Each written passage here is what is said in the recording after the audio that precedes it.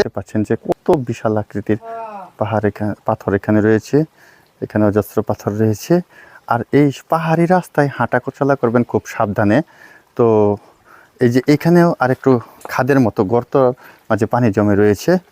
তো এখানে আসলে খুবই শ্যাওলাযুক্ত, যে কোনো মুহূর্তে দুর্ঘটনা ঘটতে পারে, পা পিছলে পড়ে যেতে পারেন।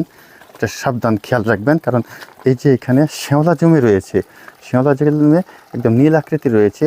আর যেহেতু এটি বিশাল পাহাড়ের পাথরের কুণ্ডলী, এখানে পড়ে গেলে আপনার হাত পা ভেঙে মাথা পর্যন্ত ফেটে যেতে পারে। এই বিষয়টা সবসময় খেয়াল রাখবেন। আর দেখেন এই যে পাথরের ফাঁক থেকে অনবরত পানি বের হচ্ছে, কারণ হচ্ছে এটা ঝিরিপথ, এখানে আপনার পানি প্রবাহিত হয়, যে দেখতে পাচ্ছেন। এই যে এগুলি বর্ষাকালে বিশাল ঝর্ণায় রূপান্তরিত হয়। তো এখানে আপনার সাবধানে চলাচল করতে হবে সব সময়, কারণ যে কোনো মুহূর্তে আপনি দুর্ঘটনার শিকার